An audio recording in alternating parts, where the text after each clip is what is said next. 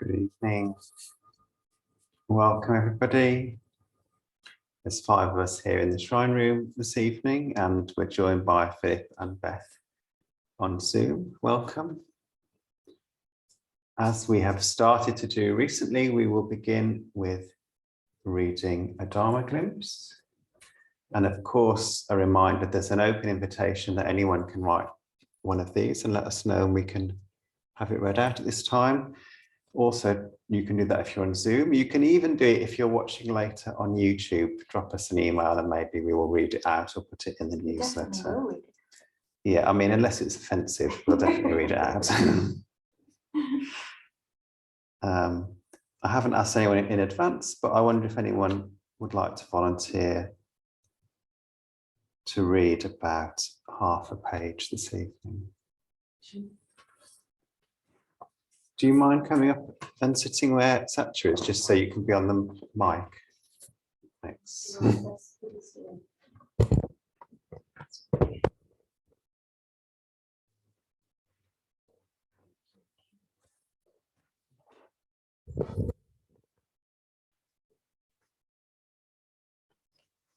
Oh, and at the end, we're all going to bow and say Namo Amitabha as a way of receiving the wisdom. Fruit of meditation. I got ready for meditation. As always, I prepared my spot by lighting incense and candles.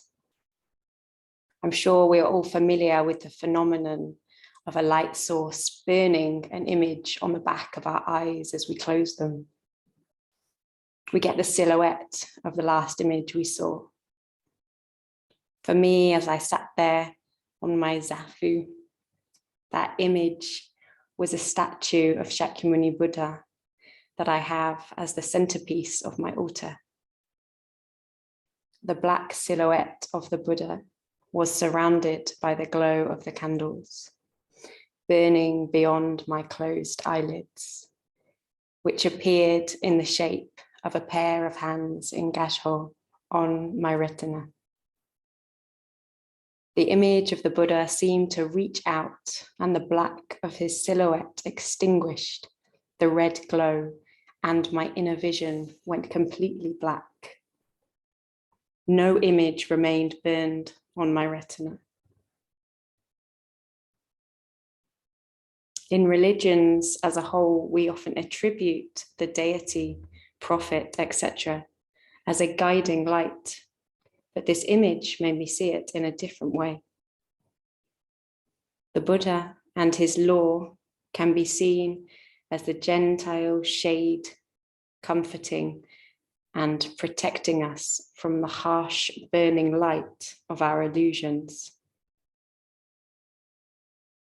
Just as we take refuge under the shade of a tree on a hot, sunny day, we take refuge in the Buddha. His law comforts us and lessens the burning of our ego-fueled selves, so that our true self can enjoy the gentle, ephemeral, thank you, breeze of universal oneness. Now, I'm not implying that this was in any way a mystical event. It was mere physics and biology acting accordingly to nature. But that such an image resulted from natural processes and the circumstances of the moment serves to remind us that the Dharma is present everywhere. We just have to open our eyes to see it. Now, Memory Debut. Thank you very much. Thank you.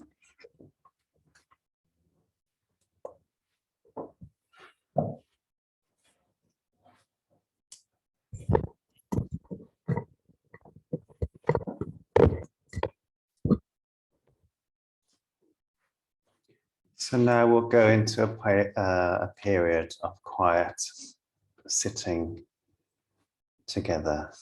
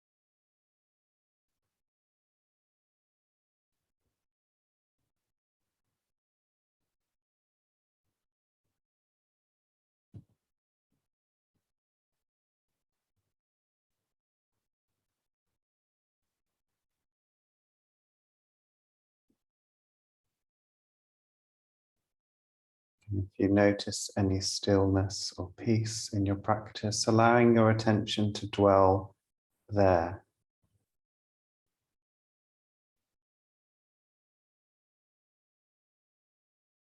And any thoughts, feelings, sensations that come to distract you, inviting them to step back so you can continue to place your awareness with that sense of peace or stillness, trusting that that will be good for the parts of your mind that are distracting you, as well as for you.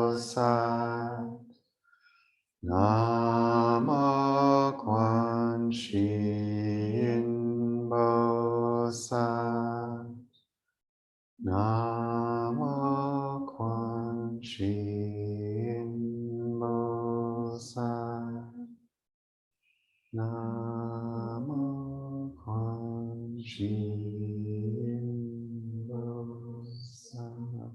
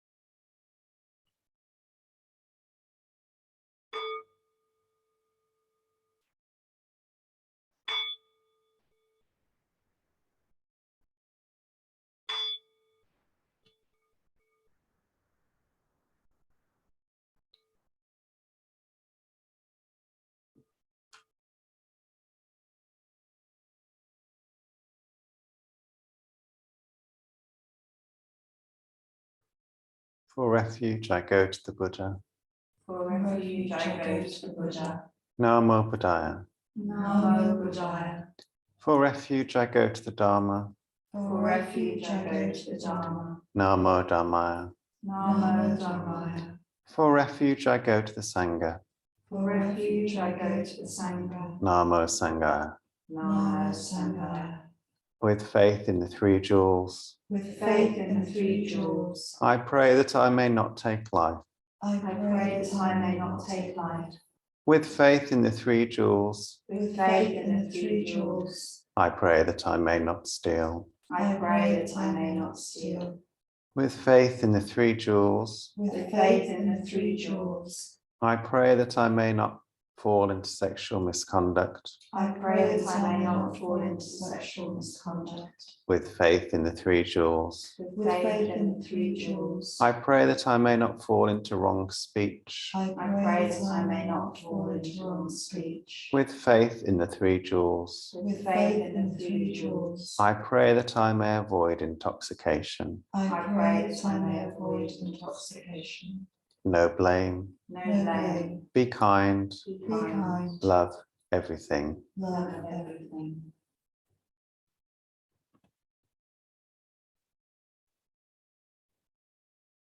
Innumerable sentient beings, We vow to save them all. Inexhaustible our deluded passions. We vow to transform them all. Immeasurable are the Dharma teachings. We vow to master them all. Infinite is the Buddha's way. We vow to fulfill it completely.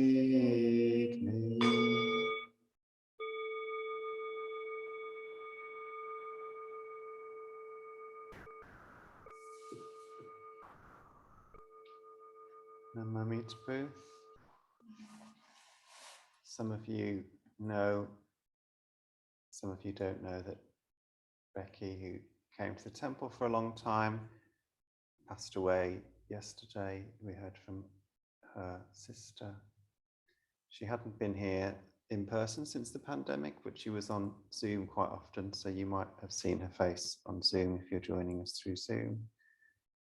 We don't know any details, but she'd been ill with poor lungs for quite some time.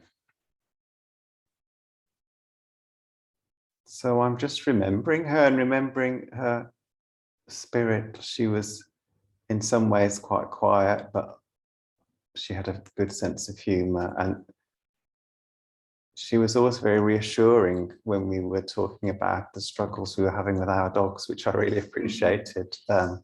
She had a history of, she worked as a dog groomer for a long time, and I think it was her uncle who first imported a particular breed of dogs into the country. And something she said when we were training Aiko, I think is equally true about Buddhist practice. Just trust that it's all going in there, and you'll start to see the results at some point. And it turned out to be true. Yeah, so missing her.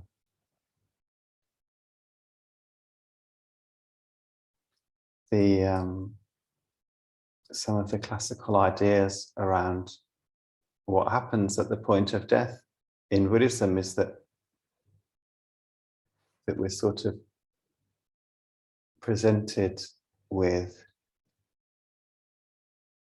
all these different things that we might be drawn to, different places that we might be drawn to be reborn, and depending on our karma, depending on the kind of active habit patterns through our life, and particularly at the moment of death, they take us to particular places.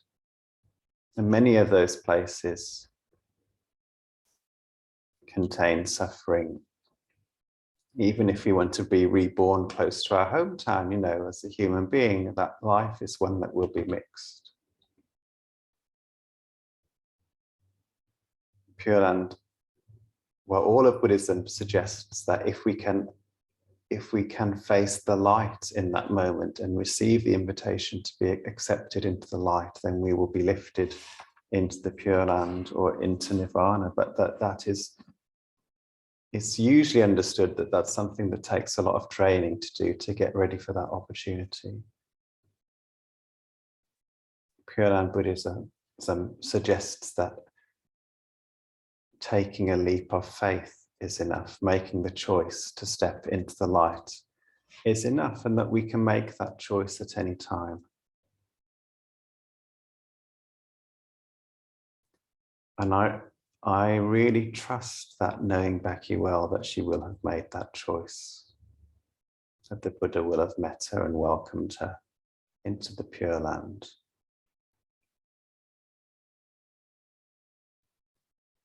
Ju Kennett, writing about this process, Ju Kennett was an Englishwoman who trained in the Zen monastery in Japan just after the Second World War.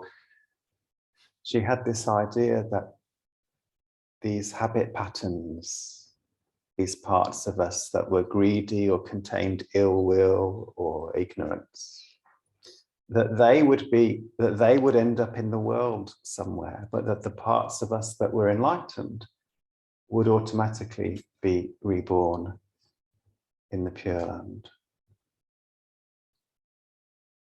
a little bit, and this isn't a perfect analogy, but like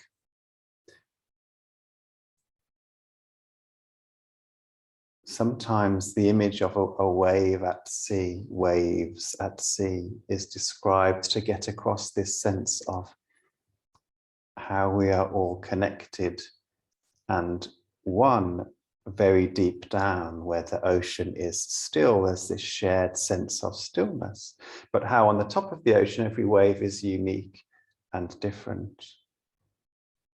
And when the wave breaks and crashes down, the energy of that goes across the surface of the water into other waves, forming other ripples. But that stillness remains.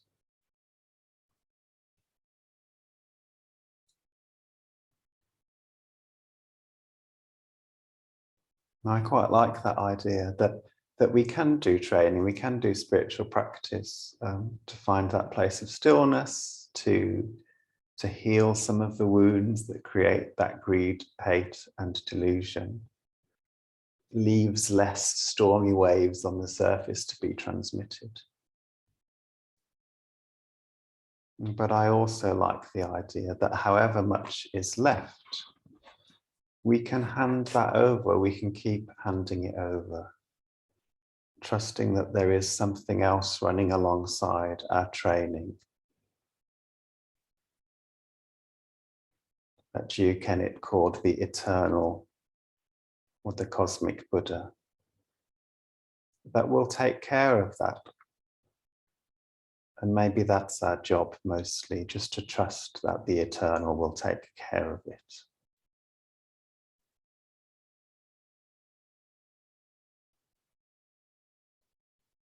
The thing that Beckie said that touched me the most over all the years that I knew her was that she was grateful for having a glimpse of the divine in the shared practice here. And she never expected to know that.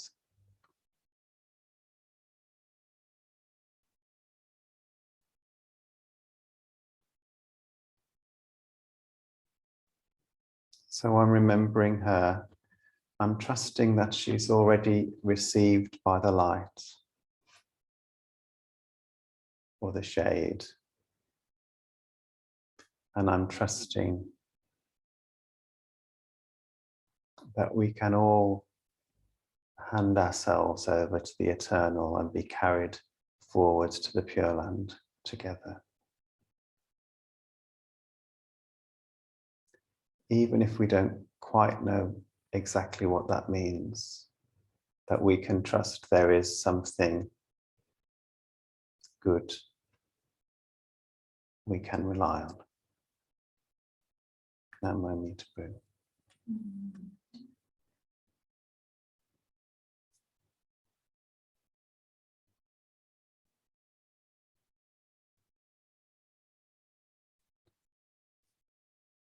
So before we move into prostrations, we'll transfer the merit of our practice together to Beckie, trusting that she's been reborn in the Pure Land, and to her family that they also can be held by the light in whatever way is right for them during this grieving process. By your vows and through your grace, a pure land appear.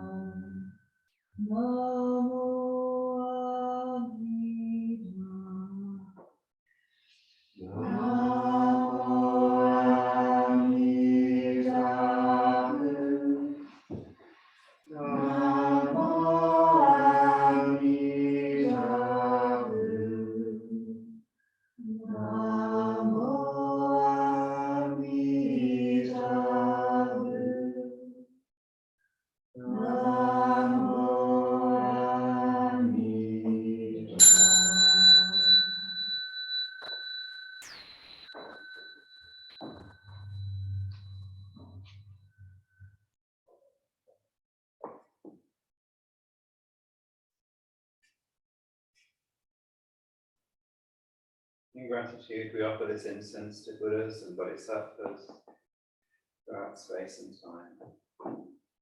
May it be as fragrant as earth herself, reflecting our careful efforts, our wholehearted awareness, and the fruits of understanding slowly ripening.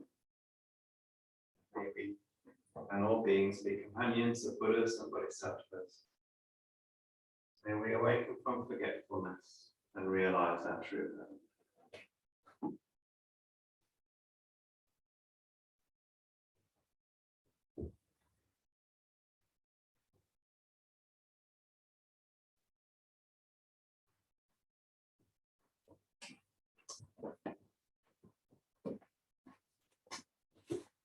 We'll finish with the, oh no, we'll do some bowing first.